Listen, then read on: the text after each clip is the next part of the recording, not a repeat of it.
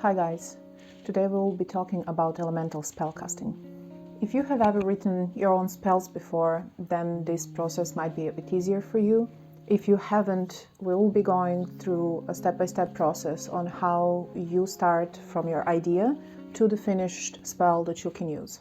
To do elemental spells doesn't differ too much from regular spellcasting, however, you will want to consider all the little elements that you need to put into your spell for it to work. Like in the regular spellcasting, you need a purpose for your spell. So what do you want to achieve with it? And it works the best if you keep your idea as short and clear as possible. So for today's example, I said that we'll be doing two different spells. One is a love spell and the other is a banishing. So we will start with an example of a love spell, just as we are going through what is needed to actually write the spell. I am not a fan of love spells, the classical love spells. To me, that means that you're trying to manipulate a person that does not want to be with you into starting a relationship. And even though many swear that this worked for them amazingly, throughout the years I've met so many people who wish they never did it for whatever reason. So I'm absolutely for love spells, but these love spells will be turned toward you and what you actually need, and not toward a certain person that you're infatuated with right now. After you know your purpose for your spell, you should find out who you are and you know why something didn't work out until now. Some of us might be insecure in a relationship. As little as that can draw away people from us. Some of us might have more extreme behavior patterns that draw people away. Maybe we're looking for one kind of person that totally doesn't suit our personality. So whatever the reason, you surely know it. Every spell has a goal, and then we have a pre-goal. Pre-goal is very important in elemental magic. This is why we're trying to find out what the main problem is.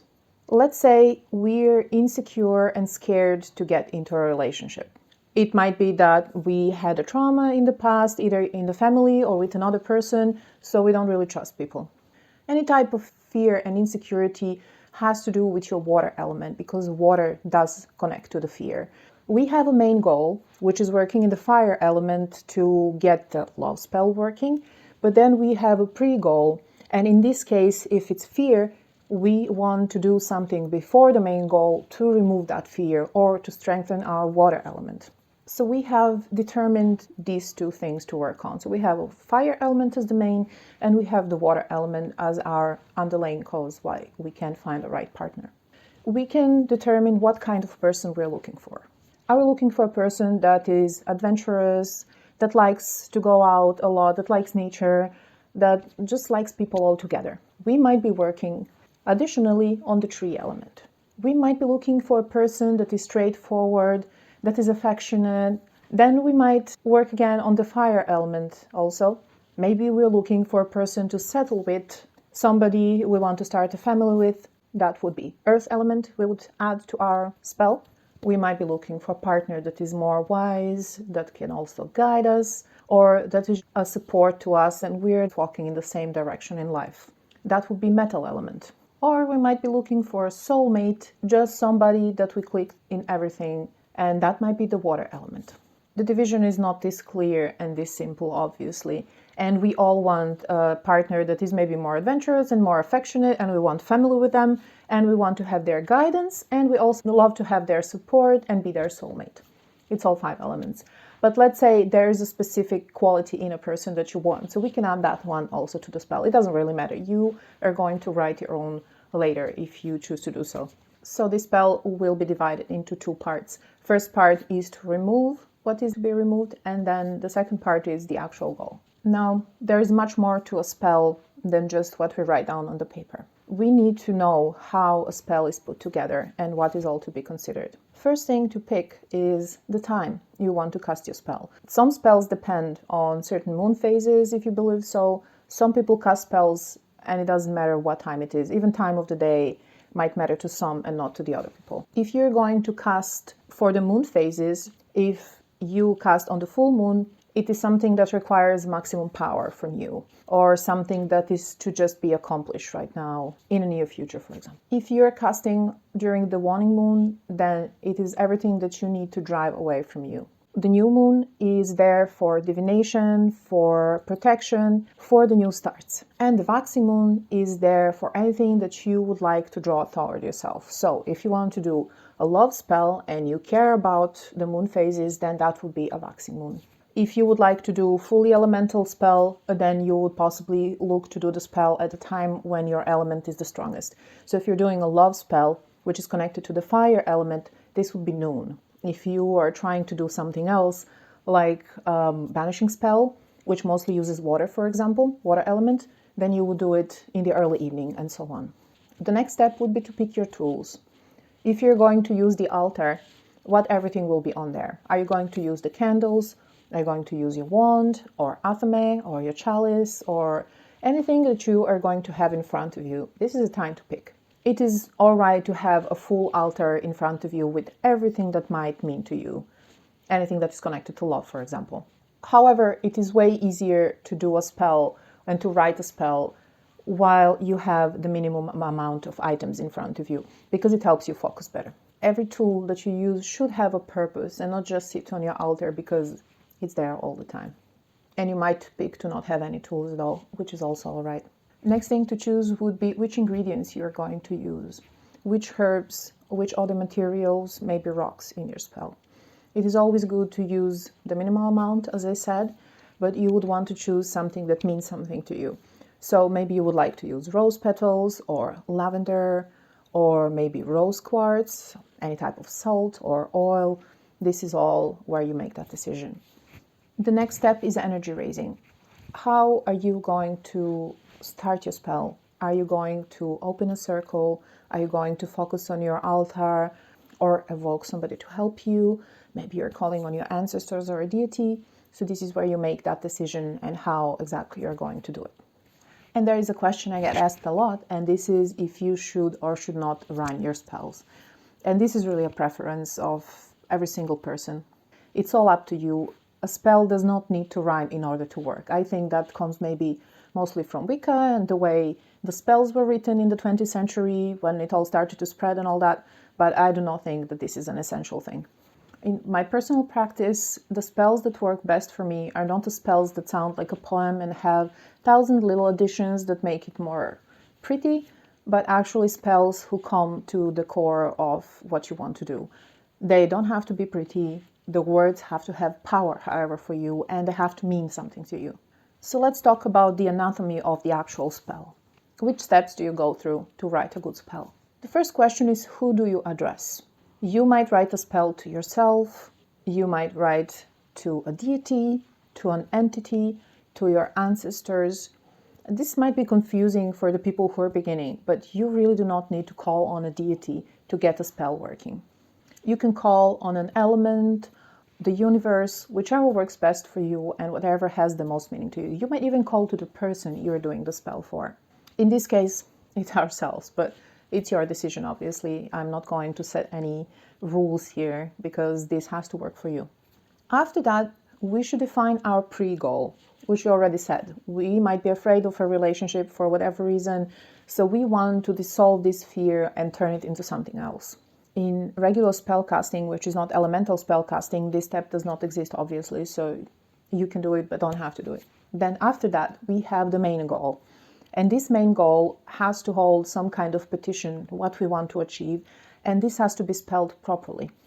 After that comes some kind of words of power, something that means to you. I mean, it doesn't have to come after. It can be part of this main goal, something that triggers this feeling inside you that you want to achieve.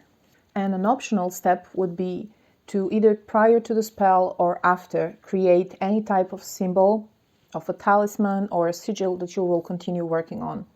The difference is the symbol can be something that you will carry around, see from time to time, maybe when you do your meditations. Sigil is something that you might come back to several times or use to burn on a bay leaf or on a paper while writing out your idea. And the talisman might be something that you carry around with you. So it really depends how you word it. So how do you word a spell? If you do not want to feel fear in your relationship, it is a really bad idea to say, I do not want to feel fear. This is something that we learn also in psychology. Something that you define in a negative way is still going to happen. And this is actually something that neuroscientists have actually shown works, because when you say, I do not want this, our mind has to concentrate on that thing that we do not want and then decide we actually do not want it. So first comes the image and then comes the rejection of that image. The problem is our mind is focused on the image. The image is always stronger than any words that we say.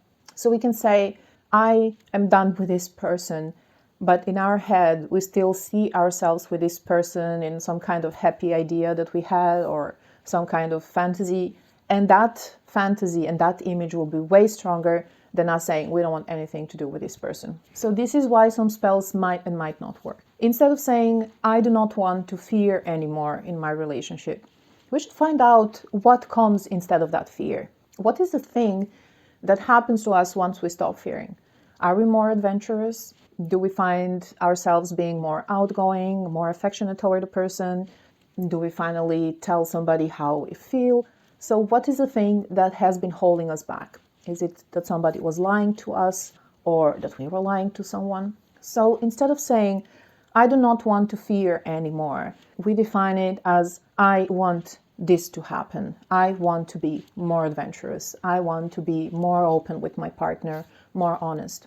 And then there is another psychological trick there, and this is to place our goal into the present time.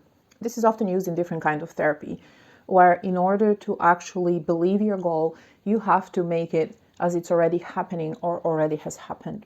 So if you're saying, I want to be more open toward my partner and I want to be more honest, then you word it as, I'm more open to my partner than I was, or I'm more honest. And then the next step is to remove the helping words. I'm more honest. More honest than what? I'm honest toward my partner. I'm open toward my partner. This is how you put your idea and your goal into something that you want to achieve, by placing it into a positive worded sentence, then you place it into present, and then you remove what's too much. Compare the two sentences. I would like to be more open toward my partner, and I'm more honest toward my partner, or I'm honest with my partner. The first sentence puts this into some future which is undefined. It might be the next week or next 5 years, but I'm honest toward my partner makes it real for you right now, even before you've cast your spell. So let's get into our examples. First spell, the love spell.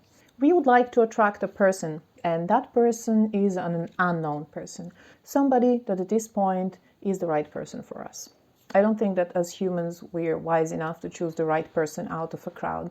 Just because we're physically attracted to somebody or in love with someone doesn't mean that this person is the right person for us. And to look at it from the other side, it can be so, but it can be also that we're not the right person for them. This is why in a relationship, we're looking for somebody that is good for us and somebody that we are good for. This is what this spell will be about. So who do we address? We can address ourselves, or we can address our future partner or an entity. If you want to call on a goddess to help you, or if you would like to address your future self, your future happy self, you can do that. So that would be the first step. How are you going to word this? Again, avoid the words like, I would like to ask you, I beg you, and stuff like that. Just, I want this. Step forward and such. What is our pre-goal? We have defined it. I am honest with my partner. My partner is honest with me. We understand each other and we move in the same direction. That could be our pre-goal. That should remove our water element from being too excessive or too weak. So the fear. Our primary goal, what is it? Do we want to find a person to have a temporary partner or somebody who will be there forever?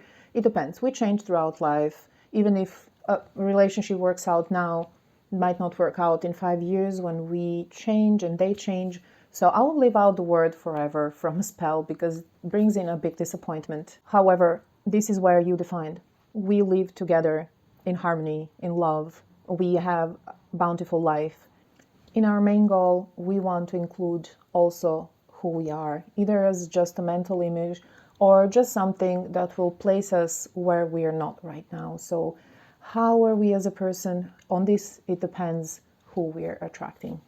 And then we have words of power. Be it that you ask the deity to do this for you now, some chant that you wrote yourself or channeled. It can be as easy as so mote it be. This is where you conclude your spell and put everything into one short sentence or two, so it works for you in the end. And if you decided to create some kind of sigil, you can do that during the spell, maybe while you're saying your power words or while you're saying your goal, or you can do it before or after. And that is it. Let's go through the banishing spell. The banishing spell means we want to cut off something or cleanse something. It's either metal element or water element or both. It just could be the bad energy that you feel around you. It could be that you feel depressed lately, or you feel that many things are going wrong, or you feel like somebody is really out to get you. This is a way to work through it. Our main goal is either in metal or in the water element. Our pre-goal when we're doing a banishing spell is always to remove whatever caused this to happen. You may be in a relationship with somebody, in a friendship with somebody who is not good to you, or decide if you want to change your job. Obviously, you will add the stuff that symbolize whatever you want to achieve. We go through it again. Who do you want to address? Do you want to address your boss, your partner, a deity, a different entity, your ancestors? Again, this is the same thing like in a love spell. Then, what is your pre-goal? What do you need to set straight for this spell to work? Do you want to feel more loyalty at your work? That would be earth element.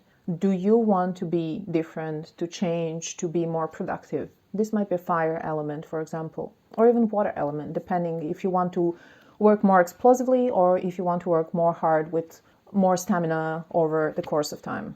Do you want this person or yourself to become more responsible? It would be metal element you want to bring onto your altar or into your spell. And then, what is the primary goal? Are we cutting stuff off? Are we cleaning them out of you, flushing them out from you? This is where we use the main element and the main things that will be used in your spell. Let's say you want to cut off a very toxic person at work. As a pre-goal would be to just remove the communication toward them or to improve communication with them. It depends what the situation is. Communication is always fire along with some metal element. It depends if you had a clash or if maybe that person was approaching you and being inappropriate. You would want to fix this first in a way where you defined your new relationship. Then it depends if you want to actually have better communication with that person, if you really want to cut them off. We want to cut any ties as a main goal. Maybe we want this person to not talk to us so much. We want to be maybe moved to a different department. This is where we defined our main goal. We will choose the rocks that help us, the herbs that help us. In the past video, I showed tansy as a herb. This is something that we here in the Slavic world use a lot to remove bad entities or energies or people or anyone. It just returns stuff to their sender, be it their feelings or actual curse or intentions. Usually for a banishing spell, we use a cutting tool. So which tools we'll be using for this? I might choose obsidian for the stone, or obsidian point in any way to cut this. In the water element, I might choose to make their puppet and put a black salt around it, cut around it with the aphame to cut them off from you or cut them off from anyone if they're hurting other people. And then again, we have the words of power. Please make sure that the words of power also do not contain not or no inside them. So we do not want to ever define them negatively like this. We want to define those words as positive words that are happening right now, if it has this form. If it's a chant, this is all right. And again, we have to decide if we are going to make a talisman that we are going to carry with us as some kind of protection, or if we will create a sigil that we will work with until this problem is solved. In the elemental spells, the specific thing is the pre-goal. You always want to prepare the ground for your main spell. You always want to include everything that has to do with your problem or that is the cause of the problem, and that is something that prevents you from getting to your goal. The elements always support each other or control each other, and we can use this also to our advantage. So the more you learn about the elements, the more you can implement them by implementing the specific color that belongs to the element you want to work with, the color of the element that is your pre-goal, something that, let's say in the first love spell, it was fear. So you might want to have, additionally to your red candle, a blue or a black one that might also help you to remove the fear. You might not need to use the second candle at all. It can be a stone. that you might decide you want to wear with you around this spell. I hope this was not too complicated.